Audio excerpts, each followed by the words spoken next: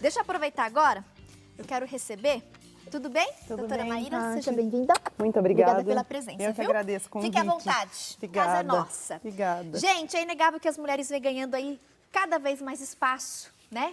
Em tantos setores da nossa sociedade. E aí a gente queria fazer hoje uma reflexão muito importante com a doutora Maíra.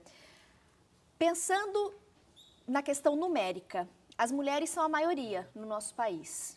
A gente tem ganhado cada vez mais espaço, sim, mas ainda estamos muito abaixo se nós compararmos com os homens. E eu acho que essa reflexão é importante hoje no nosso programa. Quero até começar falando com a doutora Maíra, mais uma vez, obrigada, viu, doutora Maíra? Caridone Requia Baiode? Baiode, acertei a pronúncia? Acertou. Prazer tê-la aqui conosco. Ela é advogada, gente, especializada em Direito Público Eleitoral, presidente da Comissão da Mulher Advogada, membra integrante do movimento Mais Mulheres no Direito e membra integrante da Rede Feminista de Juristas. Doutora, vamos falar um pouquinho por que essa representatividade feminina é tão importante e se faz cada vez mais importante?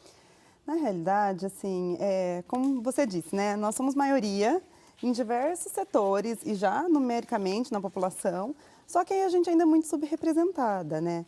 O que acontece? As mulheres, elas chegam a alguns patamares, mas quando a gente aumenta essa esfera de poder, essa tomada de decisão, poucas mulheres conseguem chegar até lá. Né? A gente fala que é um machismo, inclusive, estrutural. Como que pode, a gente no judiciário, por exemplo, na OAB, nós somos 54% da ordem e, de repente, temos uma presidente mulher em todo o Brasil, em 27... em toda a história eleitoral. Então, a gente precisa começar a fazer esse debate, né? Por que as mulheres não conseguem alcançar as suas esferas de poder, as demandas realmente que decidem o futuro do país, decidem o futuro das categorias e não só o que ela faz dentro de casa, né? Então, eu acho que a gente precisa chamar essa discussão para a gente ver se consegue avançar de alguma forma. Nós temos algumas telas com números, eu queria muito compartilhar com o pessoal de casa. A gente vai mostrar as telas em sequência, olhem só, gente, e prestem atenção nesses números, né, e nessas porcentagens. A parcela ali, né, de prefeitas eleitas diminuiu em 2016 frente a 2012, foi aí de 11,84%.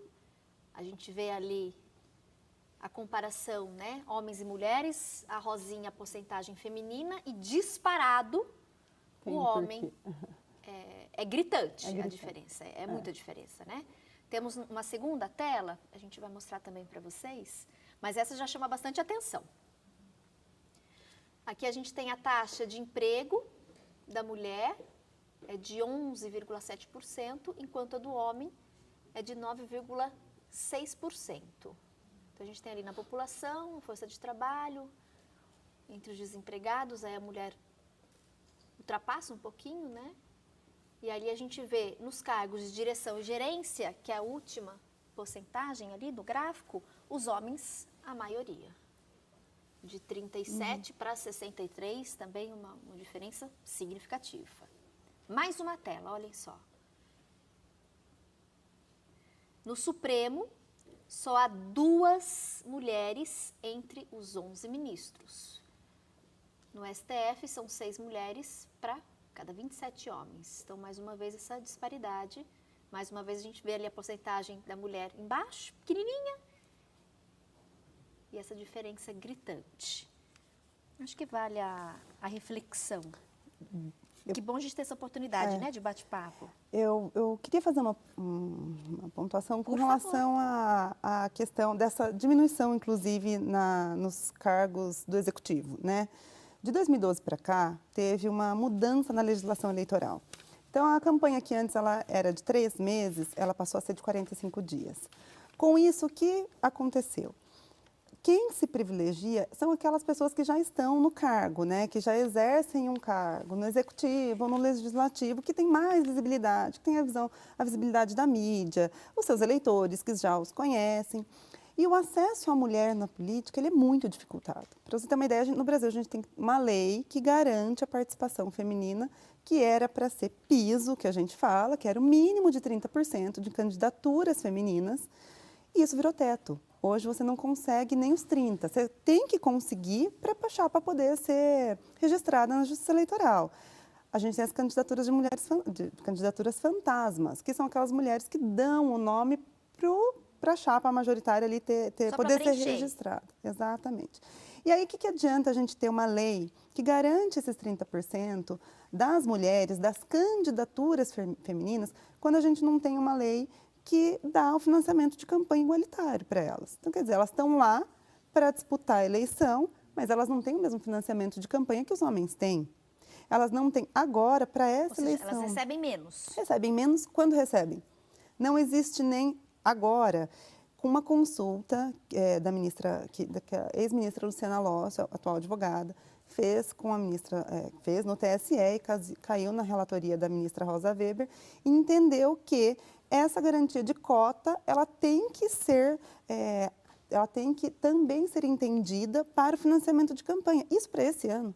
Até então não havia uma obrigação das mulheres receberem fundo partidário da campanha. O diretório, ele dividia como ele queria.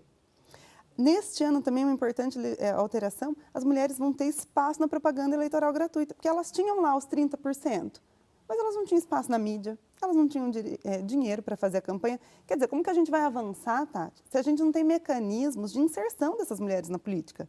Por outro lado, você acha também, doutora Maíra, que existe um desinteresse, entre aspas, por parte da mulher? A mulher acaba procurando outros setores, ou opta mais por ficar em casa? Você acha isso ou não? Eu acho que existe, claro, a questão cultural, né? Que a mulher, eu brinco às vezes em alguns locais, que a gente foi ensinada a brincar de casinha, enquanto os homens podiam... Isso é cultural, né? É cultural. Então, enquanto os homens podiam brincar, os meninos, né? De serem engenheiros, médicos, astronautas, e as meninas ganhavam lá o seu ferrinho e suas bonequinhas, que é legal, é bacana, eu acho que faz parte também da criação. Então, acho que tem a questão cultural em si. Mas o ambiente partidário é muito hostil para as mulheres.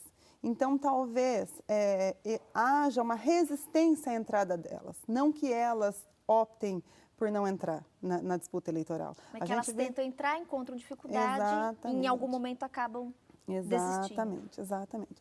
E isso eu acho que reflete nos outros setores também, né? Nós vemos mulheres que ganham menos, nos mesmos cargos. Isso é uma realidade, né? Pensando em mercado de trabalho geral, né? Pensando em diversos tipos de áreas. Sim, Se a gente for comparar, na maioria das áreas a mulher ganha menos e na maioria dos casos é muito menos. É muito menos. Por que, doutora, você acha que...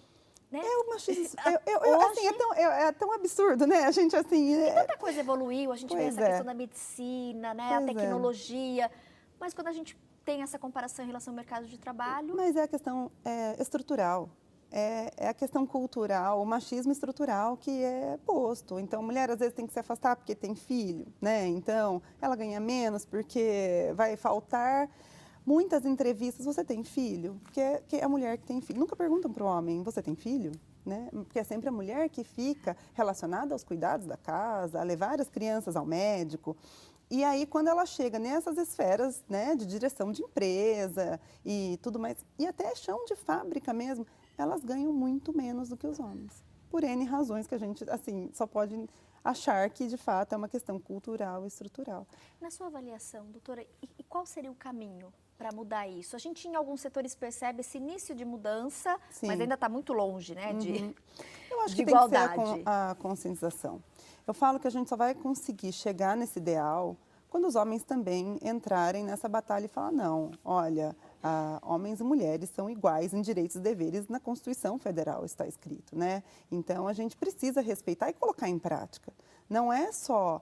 olha, vamos fazer assim ou vamos fazer assado que fica melhor. Não, a gente tem os mesmos direitos e os mesmos deveres na medida da nossa igualdade, né?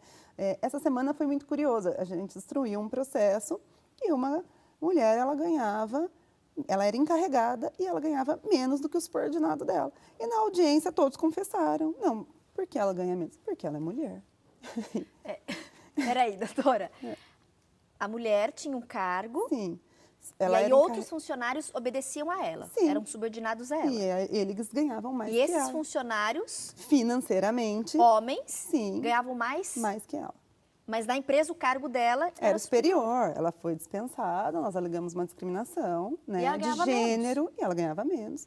E esse processo já foi julgado, saiu a decisão também essa semana. O juiz pediu a expedição de ofício para o Ministério Público do Trabalho, condenou a empresa em 1 ano de palestras, né, para promover igualdade de gênero. Quer dizer, nós estamos em 2018 e uma grande empresa ainda faz isso. Então, ela ganhou a causa, doutora? Ganhamos. Que bom. Que bom. Vou continuar a conversa com a doutora Maíra hoje no nosso programa, mas eu quero muito saber a sua opinião. O que você pensa sobre isso? Você acha que hoje a mulher realmente ganhou mais espaço? Não. Você acha que o problema é o quê? É o preconceito? É o machismo? Ou às vezes mesmo a falta de interesse da mulher? Ou ela opta por outras áreas que não, né, essas áreas de liderança? Participa, eu quero muito saber a sua opinião sobre isso. No próximo bloco a gente continua o nosso bate-papo, nossa reflexão e ainda hoje tem outras dicas de artesanato. Continue conosco.